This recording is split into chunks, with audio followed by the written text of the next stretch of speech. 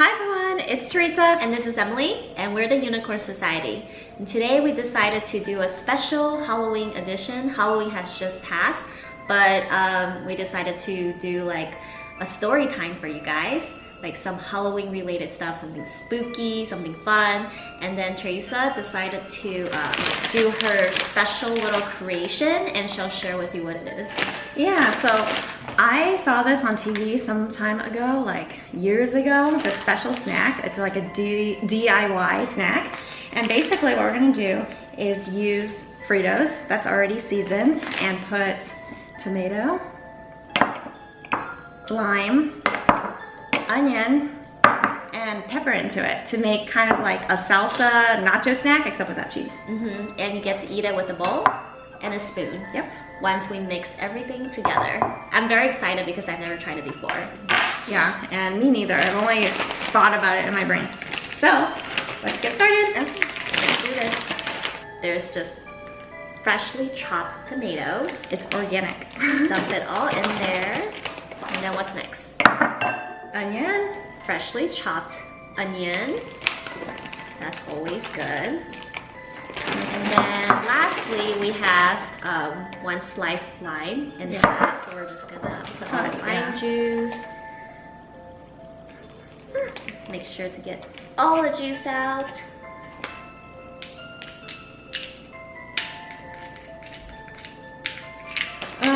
So this is the part that we didn't think out too well, but we're just gonna take it. Yeah, just shake everything up, mix everything together. Shake, shake, shake. Shake, shake, shake. Shake your Fritos. Shake your Fritos. Shake your Fritos. Ooh, I think it was good. Smell it. Yummy. I'm so glad you guys are here to watch us learn how to do this. Yeah, it's our first time. So. As you can see, we're not that prepared today. Okay, good. Okay, so now let's see the result and pour it out. Cool. Ooh, it's kind of cool. Yeah. Looks kind of like cereal. Right? The tomatoes, the onion, and then all the chips. Okay, let's try it. So, ready for the first bite? Do you think there's enough line and stuff in there? It looks a little bit dry, but I'm gonna taste mine first and then I'll add more. Yeah, let's need it. Okay, cheers! Ooh.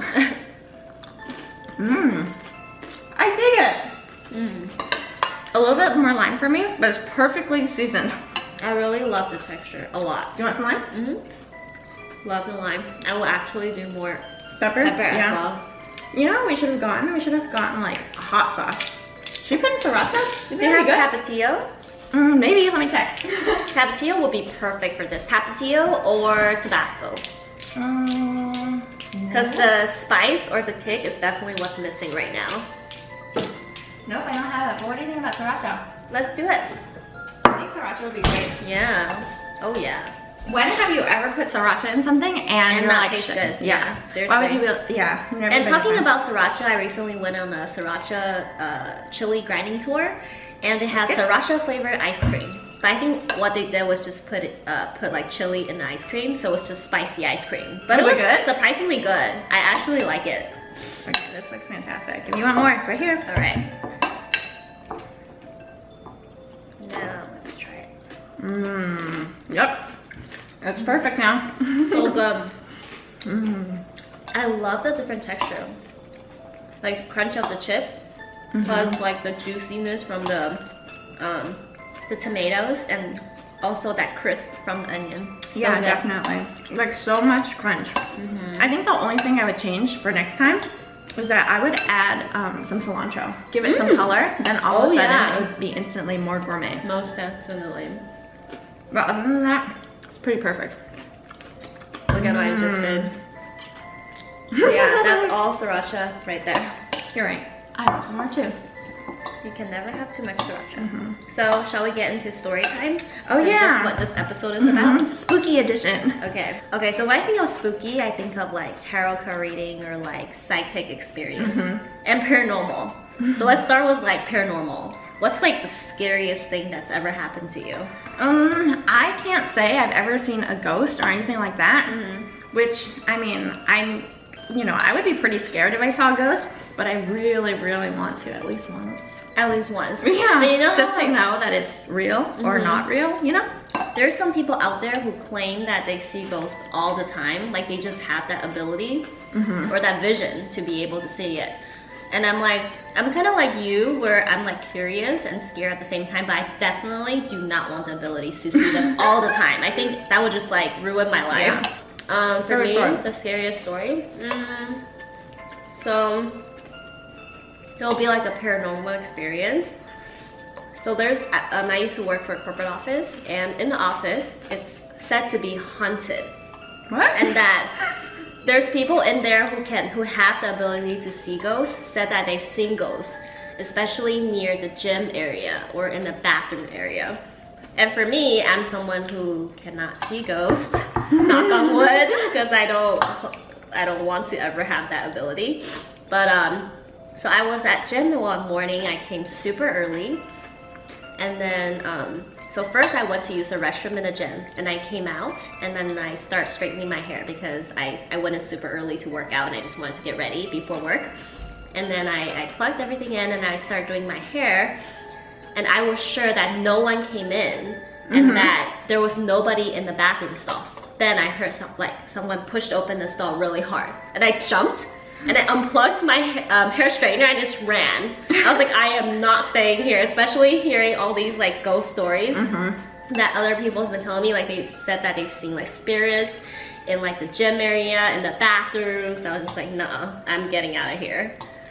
So that was personally like the closest paranormal encounter I've ever, I guess. So to this day, do you think it was actually a ghost or your imagination? It's unexplained because there's nobody in the bathroom. Like I'm 110% sure. And who opened the door so loudly? It just doesn't make any sense. So you think it's a ghost too? I do believe in ghosts, so good. I'm gonna say that. No, I believe you. I think it's a ghost. Yeah. What about psychic readings? Have you ever had like a psychic reading or someone tell you something and it came true?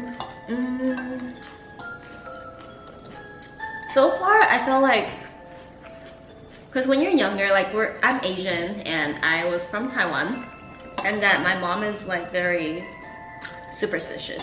So she's taken me to several psychics when I was really young. And they've told me a lot of things, like, oh, she's gonna grow up to be like a boss lady and this and that, and she's gonna have a son who's very like extroverted, who's very like, what is it? It's just a son that doesn't listen to me pretty much. Like all these things, I'm just like, okay, that's nice. But right now at this point in time, I'm just like, I know that I'm not gonna be a boss lady because that's not the career route that I wanna go towards. I don't wanna be an entrepreneur, nor do I wanna own a business. I wanna go into education. Like I wanna be able to teach, to inspire. So whether or not that might happen in the future, I don't know. But I mean, I think with those psychic readings, a lot of time I just take it with a grain of salt. But like in terms of like psychic thing where you feel like something's gonna happen and it actually happened, yes, it's happened to me. Because I think we're all a little bit intuitive in some way or the other, right? So like I agree with sometimes you just like have a bad feeling, like, oh my gosh, I think this might happen, or you have a bad feeling about somebody, and a lot of times you may be correct. So how about you? Like, what's your psychic? I think I'm pretty intuitive, and I think you're even more intuitive. So I like to think I'm psychic, but I don't really predict very many things. I think we're all a little bit psychic, especially women. They say like the women's intuition is just like scary, you know? Yeah. Like, especially like mothers. You know how mothers always know what's going on with you? Oh yeah, exactly. That's so true. And that thing about like, I hate this topic, but like the whole topic of cheating, like how women are just so in tune. Like, I think that there's something fishy going on, and there usually is something fishy going on. So like the women be like, I think that I want to look at the phone, like for whatever reason, you know, and then they look and sometimes there's something there, you know? Yeah. Things like that.